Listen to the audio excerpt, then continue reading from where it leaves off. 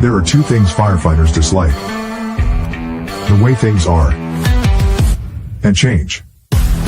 Sometimes traditional ways clash with the need for change. That's where we come in. Slicing through the noise with insights that matter. Welcome to Igniting the Shift Within. Your launch pad to revolutionize the way you think and work and lead.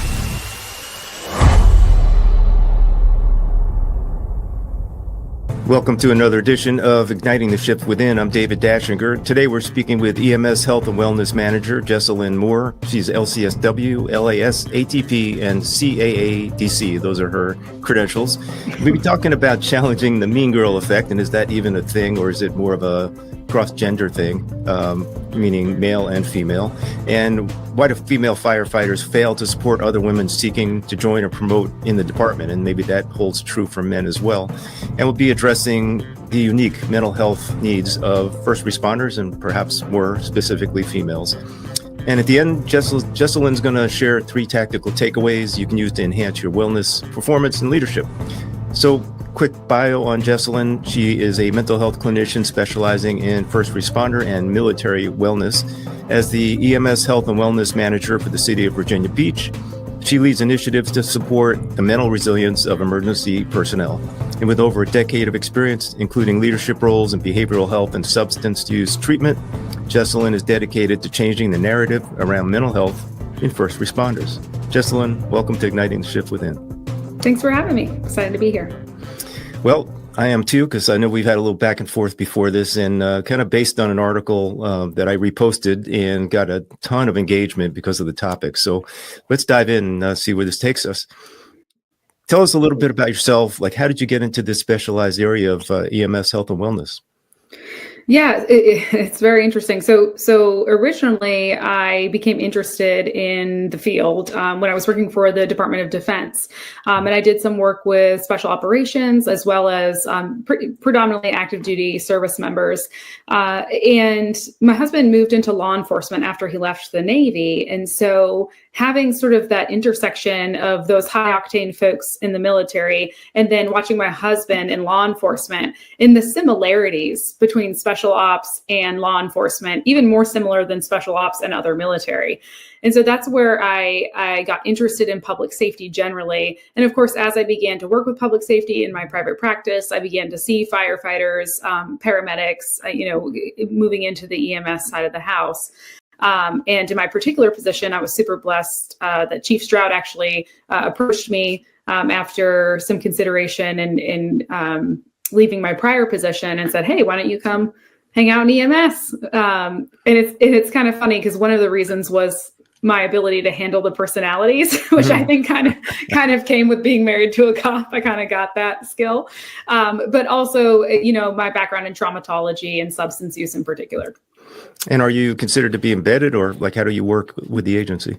Yeah, I'm an embedded clinician. So actually we were just talking about, I try to do like 1 to 2 ride-alongs a week in addition to some mental health efforts. I'm working on some projects right now, like a EMS week webinar and, things like that can promote education and training.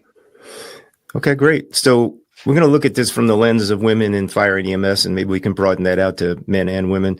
But just from the perspective of women, do they experience stress, trauma, burnout differently than the male counterparts? And if so, what kind of targeted mental health resources can you give them? Yeah, so there was a study, I think it was with the University of Houston, that talked about the gender specific differences in coping with trauma and how we experience trauma. And the ways that we experience trauma differently are, in my opinion, related to the environment. So related to the different resources that are available to us, related to the different expectations. And it's sort of interesting. In fire and EMS, it's a little bit different even than law enforcement, for instance. It really is nuanced to the specific cultures. Mm-hmm. I think primarily women are scrutinized more, I would say significantly more after something like a critical incident or a traumatic event.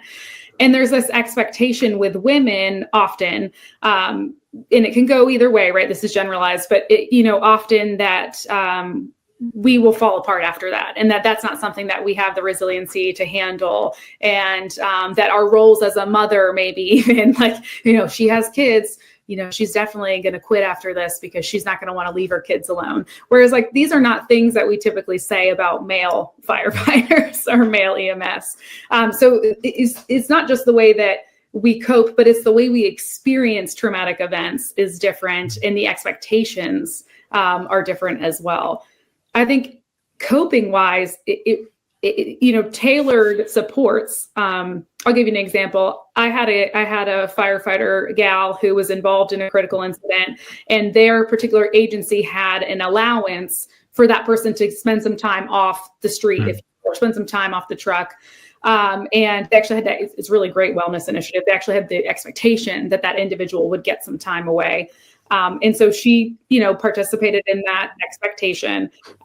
And when she returned, they gave her more light duty and took her off the truck in a way that was not assistive.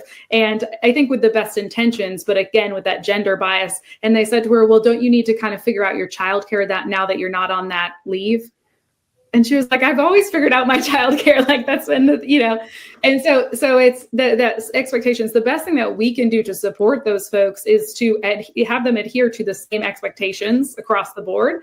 But also, acknowledge that there might be some role competition. There might be some competing interests outside of the job that we should be sensitive to. We should always give that person agency. Like if we have questions about how to support a person, we should just ask them with our face. Just be a conversation instead of making assumptions. Because I think assumptions is where all of this kind of goes wrong. Right. Yeah. It seems to be true across the board with the emergency services. Making assumptions is never a good thing.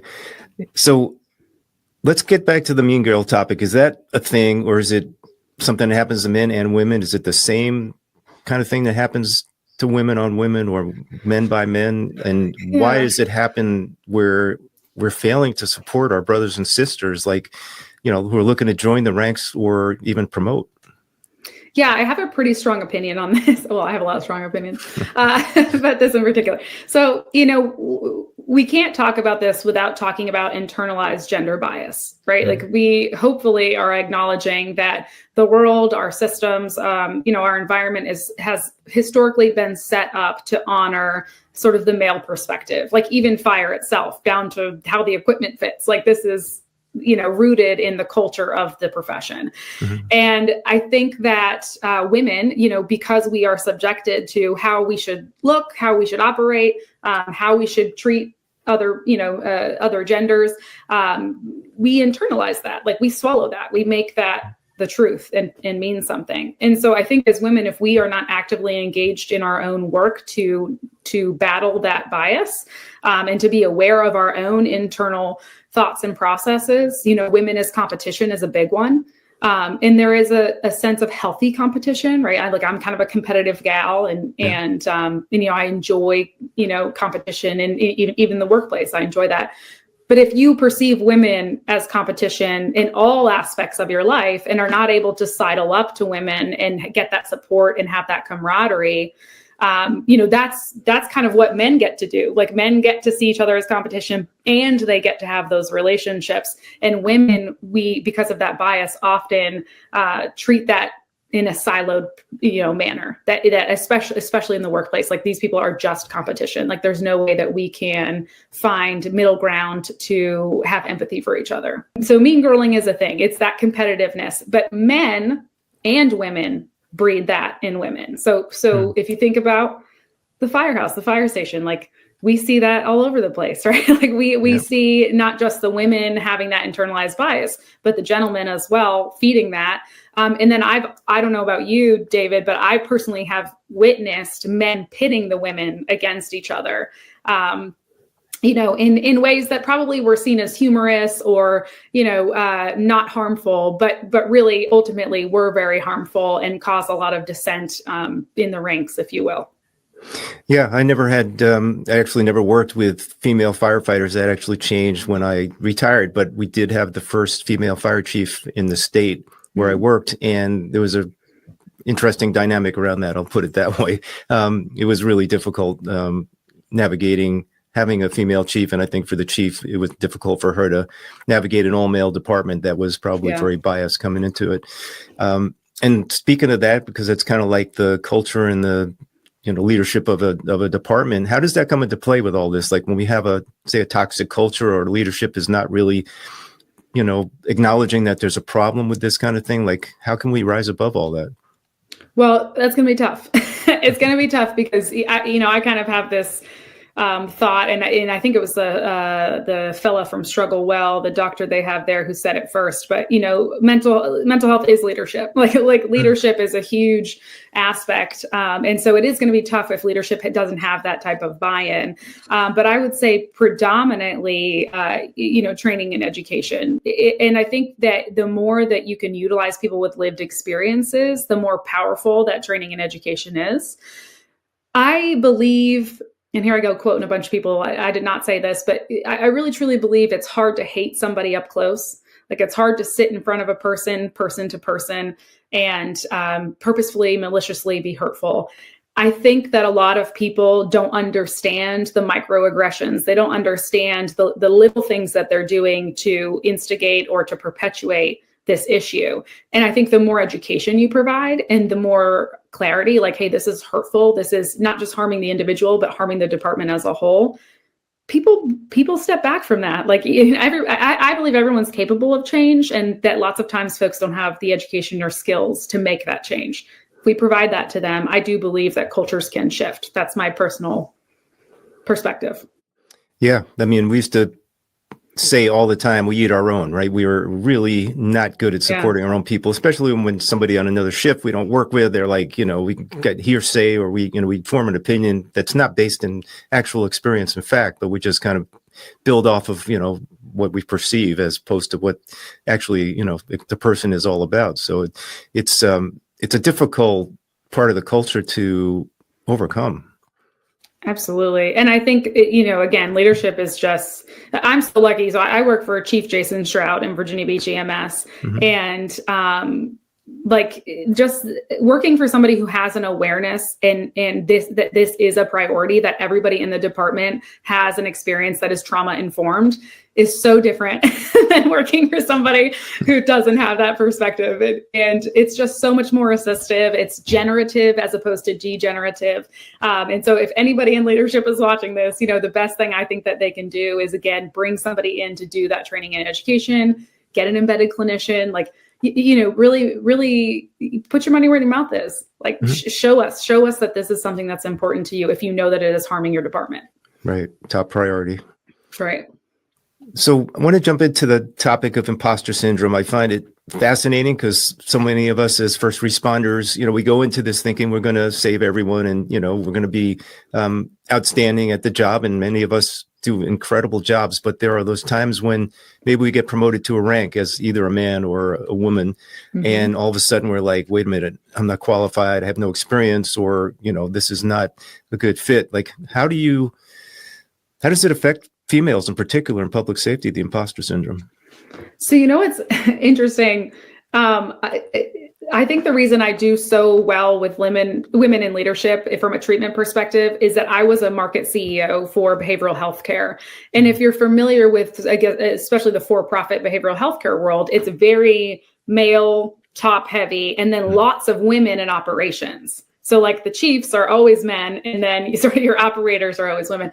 And I remember probably for the 2 years that I was market CEO, I kept looking for the adult. They're asking me questions about the P&L, and I'm like, oh, I don't know. So, I can relate so strongly with that. And I think as women, again, also because of the role juggling, right? Like, so I'm a mom, I'm a spouse, I'm a PTA member, I'm also a firefighter, I'm doing all these different things, juggling all those roles, and the tasks and the priorities can be overwhelming. We especially have received the message that we are good for certain things. And so imposter syndrome in itself, as an individual person, male or woman, comes from a place of insecurity and in a place of, in a very human place. I think it's something a lot of us do struggle with. But for women especially, it's also, well, nobody throughout my life told me I was going to be a great firefighter. Like that would be a very uncommon experience. Like growing up, even in my family as a Navy kid, it was like, wow, you'd be a great nurse, or you'd be and not on purpose, but just because those were the examples that were set. And I think the same is for women. So that imposter syndrome is so exaggerated by the fact that we didn't grow up with people telling us we'd be, for the most part, great pilots or firefighters or policemen or, insert male dominated field. Our guest on another podcast, Tina Geiler, who's a fire lieutenant in Miami, created a line of dolls, right? They're like fairly big sized dolls that are women firefighters with turnout gear and equipment, and really designed for girls to start to visualize that they can be firefighters, right? It's like Very such cool. a powerful thing. Yeah. Such a difference. Because I remember growing up, I'm always older than people think I am, but I remember there was a very minute selection of Barbie dolls. They were all white, and the only occupations that they could have were nurses and babysitters. Legit, that's what I saw. So I think the fact that message is turning is really going to impact, when we look at this in 10 years, it's going to be a totally different situation, I think. I wanted to switch into a question about trauma profile and see if there's a way to connect this back. Is there, in your experience, is there adverse childhood experiences that kind of factor into people's behavior when it comes to the mean girl, or I guess you would call mean boy effect? Does that tie back to childhood? The mean kids. I think, I don't know that anything doesn't connect to childhood in the sense that that's how we developed, right?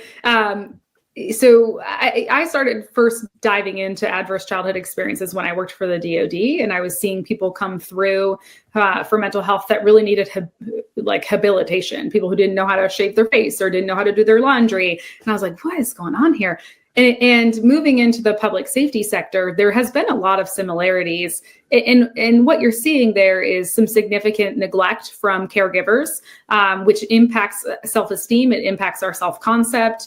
And anything that makes me feel unsafe or threatened is going to usually, capitulate whatever reaction I had in childhood. Like if you're poking my kid wounds and I feel like you are a threat to me, then yeah, absolutely. It's going to show up there. It's going to show up in that interaction. And a lot of people, they do have, parental wounds. Like many men have wounds around their treatment from their mother, or, women as well. And I also think that ACEs, and this is anecdotal, so if you guys Google this, maybe something will say something different. But I've also treated a lot of fellas who had that sort of mother wound, and that really shaped how they felt about women as adults, and really fed into some of that gender bias and fed into that feeling of insecurity and unsafe relationships. And so I think at the end of the day, we talk about psychological safety. I think this all can get tangled up right into that ball of needing psychological safety, needing a place to have safe expression, and then responsivity from the people who are in charge of us, whether that's children and our caregivers, or now, as adults and our leadership. Sure. Yeah, makes sense. So I think we touched on this, but I'd love to go deeper with it. So in terms of how we process trauma, men or women, do women process trauma different than men if they go to a particularly bad call or witness something that's like an extreme critical incident?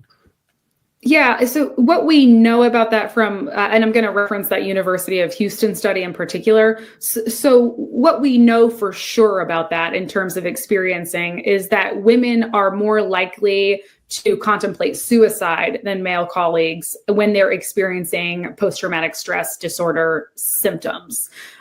So in terms of how it's being processed, for instance, in the moment, or how it's being processed, weeks afterwards, what we do know for sure is that women are at a higher risk of considering ending their lives when they are suffering from that symptomology. Part of that is because women are such a tiny population of the fire station, usually, not always, usually, then, they're not receiving, again, those targeted supports. They're not necessarily getting treated the same way that other folks are getting treated. It's hard to say that from a mental health perspective, because I just don't think we do a good job generally anyway. So it's hard to say that. But there are other things that make women more susceptible to contemplation of suicide after experiencing stress, which, are higher levels of stress. So, if they're working a second job, which we know firefighters love to do the landscaping, coffee, fencing thing. That's what my experience. And then obviously having kids at home. Having kids at home is it increases stress, significantly, especially because female firefighters are still expected typically to be in the mothering role. And the mothering role takes on a lot of the labor of the emotional labor, making the appointments, planning the dinners. Typically, like there are going to be people watching this and say, that's not how we do it. I love that for you. But typically my experience in treating these folks is that I have the emotional, mental, physical labor of maintaining the home and being the mom. And, oh, by the way, I'm like this kick-ass firefighter and I do cool stuff at work. So. Great. And so I want you to put your clinician hat on. And if you were speaking to officers, captains, lieutenants, kind of like the supervisory officers that are looking out for their personnel, like, is there something you would tell them to kind of give them a heightened awareness for when this kind of, mean effect is happening? Like when, do they need to watch out for certain things that would alert them that they've got this dynamic happening in the firehouse or the EMS station? Yeah. So in my experience, well, first I will say, if they're in front of me, friends, let's get proactive. What are we doing? What are we doing to promote women's health in the firehouse? Like, what are we doing to acknowledge, identify, and provide support? So first I would say, please, let's take a proactive approach, knowing that this is something we're susceptible to, knowing that this disease, if you will, has the propensity to creep in. Are we doing empathy building? Are we providing that training and education? And then reactively, I would say, we need to be aware of the toxicity of trauma. Like we need to adopt a trauma leadership perspective. And I say the toxicity of trauma because it's an equal opportunity. But if we're aware of the special circumstances and burdens that women have juggling the dual roles, having the internal gender bias, if we are a trauma-informed leader, then everything we do, every interaction we have, the decisions we make decisions with transparency. We provide a psychologically safe arena to play in, if you will. And then we have collaborative decision making as well. So like, are women on your committees? Do women get a say in the purchases you make? And sometimes not always feasible. I get that. But does that community, do your female firefighters have representation where they have accessibility to influence decisions? Yeah, that's fantastic. And I think we can never have enough of that sort of proactive approach as officers. Like, they don't really spend a lot of time training us on this piece of the job, right? We're very good at strategy and tactics and administrative stuff, but the mental health piece kind of is often an afterthought. Yeah. You asked the question. I just kind of realized I didn't totally answer it. How will we know? Like how do we know? I would survey your folks. Who's doing that right now is Norfolk Fire. They're doing a very, very, intensive, very cool survey where they're trying to get some data around what to target in terms of supporting the individuals there. So when you do something like that, when you information gather, target the women. Make sure you're asking specific questions that are relevant to them or that give them the opportunity to provide you that feedback. And then, look for withdrawal, look for isolation. If the guys are eating a meal and the gals off, if you're noticing that there's not a social mixture, doesn't seem to be that same support, be observant of that. And again, I think it's just about being purposeful and proactive, have an awareness, be a good leader, get in the mix, have an awareness of what's going on in your station. Yeah, you got to come out of that office. That part. Yeah, for sure. So, Jesalyn, this has been great so far. I just want to move on to the part where I'd love for you to share 3 tactical takeaways that are actionable items firefighters, EMTs, paramedics can use to enhance their health, leadership, and performance. What do you have?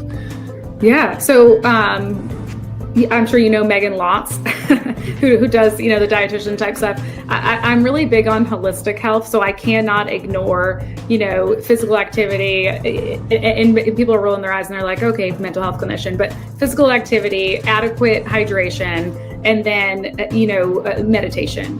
Those sort of preliminary physical attending, to your physical health, your physical body, are what impact mental health. So those are like the basics of how do we get to the next step.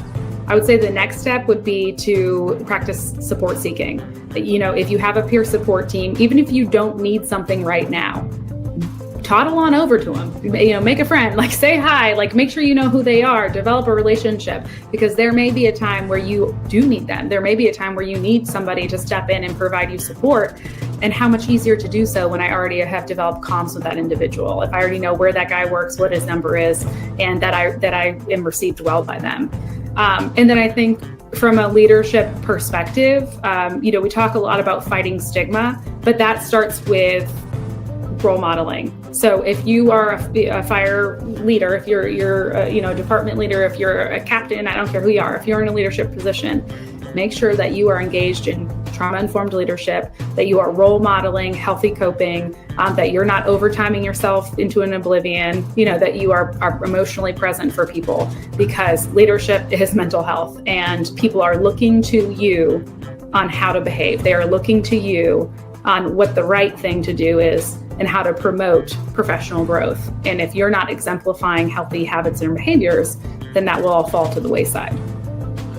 I think those are all solid points. And overall, I think the information you shared today is huge. That we're finally moving the chains forward on the, in the football field towards better mental health, more resilience, like a better culture in the fire and EMS and law enforcement. So, Jesalyn, thank you so much for being here, taking the time and sharing all this with us.